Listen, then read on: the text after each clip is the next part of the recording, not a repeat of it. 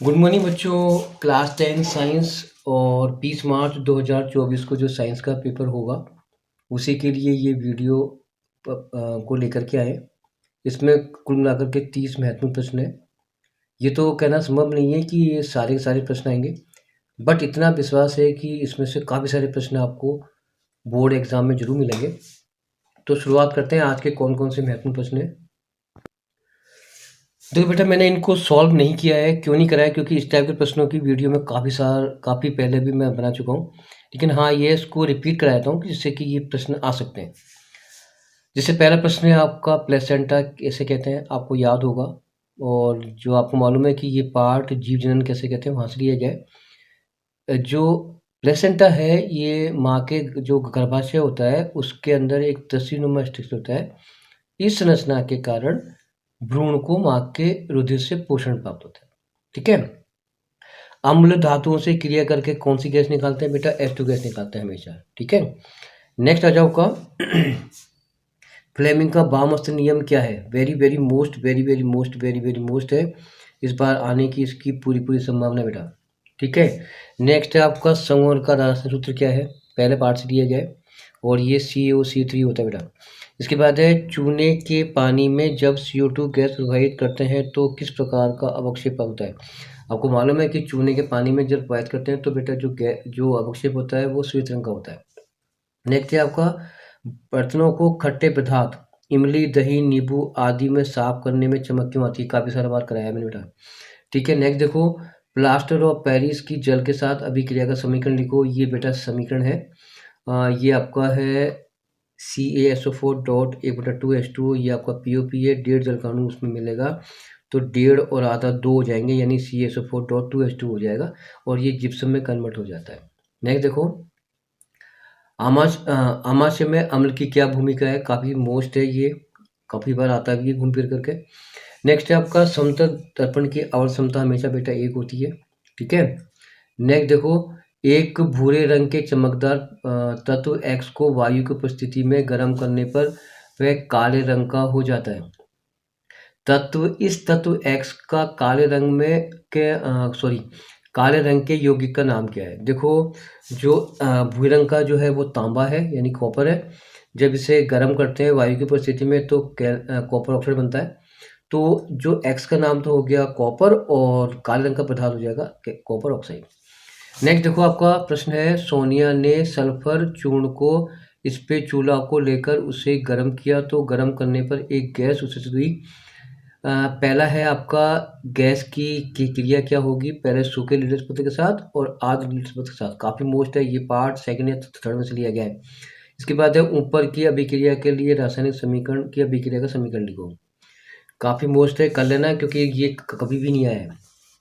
Next है आपका व्यंजक चूर्ण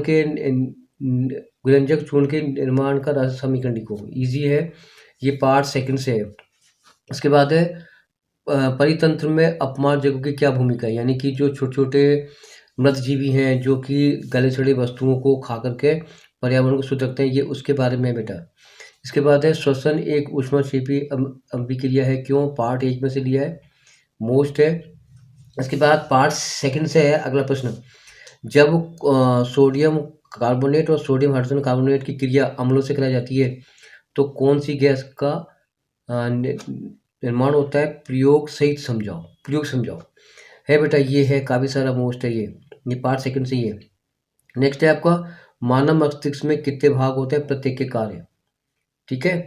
इसके बाद है कि थर्मिट अभिक्रिया क्या है, इसके क्या उपयोग है? ये तो मोस्ट है बेटा, ये मैंने काफ़ी बार करवाया है।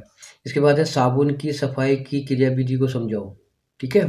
नेक्स्ट है आपका साबुनीकरण अभिक्रिया किसे कहते हैं? ये दोनों प्रश्न एक में ही है। तो साबुन की क्रियाविधि का भी मेरे पास वीडियो बनी हुई है और साबुन की अभिक्रिया का समीकरण भी मैंने उसमें दे रखा है। इसके बाद है ये बेटा प्रश्न हट हट चुका था तो ये मैंने नहीं लिया है। इसके बाद है कि स्नैप्स किसे कहते हैं, इसके क्या कार्य है? यानी कि न्यूरॉन वाला टॉपिक बेटा, उसमें से लिया है ये। अब आता है एक लिंगी और उभयलिंगी पुष्प किसे कहते हैं? एक लिंगी जिसमें एक लिंग हो, चाहे वो स्त्री के स्वरूप के से हो। उभयलिंगी जिसमें मेरे नर और मादा दोनों हो। ये आपको मैंने करवाया है।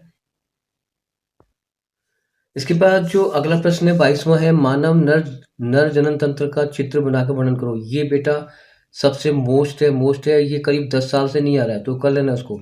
इसके बाद है, प्रकाश का अपवर्तन किसे कहते हैं और अपवर्तन के नियम क्या है? ठीक है, अपवर्तनांक किसे कहते हैं समझाओ। इसके बाद है, प्रकाश के स्पेक्ट्रम किसे कहते हैं? प्रकाश का स्पेक्ट्रम वर्ण विक्षेपण। ठीक है। कक्षा 10 की छात्रा सरिता एक दृष्टि दोष से पीड़ित है बेटा। इस दोष के उपचार के लिए उसने चश्मे का प्रयोग किया। चश्मे का नंबर माइनस में बेटा, ठीक है, -3D है। अब आपको ये बताना है कि सरिता किस दोष से पीड़ित है और इसकी प्रकृति कैसी होगी। F3 बेटा देखो अवतल लेंस होगा, ठीक है, और अवतल लेंस दूर की वस्तुओं को देखने में काम आता है, ठीक है ना। तो आप जानते हो कि दूर की दिखाई देती बात दिखाई देती, तो कौन सा दोष होगा? निकटदर्शी दोष।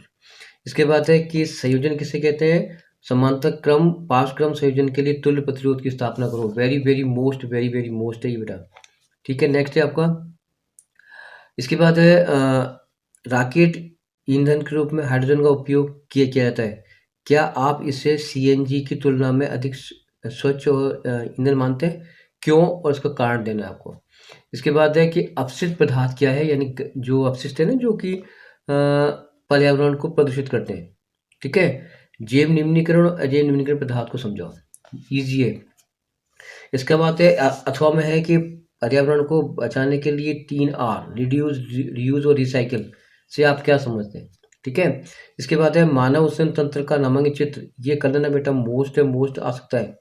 नेक्स्ट है अपोहन डायलिसिस, अपोहन किसे कहते हैं? अपोहन की क्रियाविधि का वर्णन करो। नेक्स्ट है आपका, लास्ट है आपका, समझाओ लेंस शक्ति किसे कहते हैं? एक डायोप्टर क्षमता की परिभाषा दो। प्रभाविता का नियम क्या है? मेंडलवन नियम है ना। और एक संकरण और द्विसंकरण संकरण किसे कहते हैं?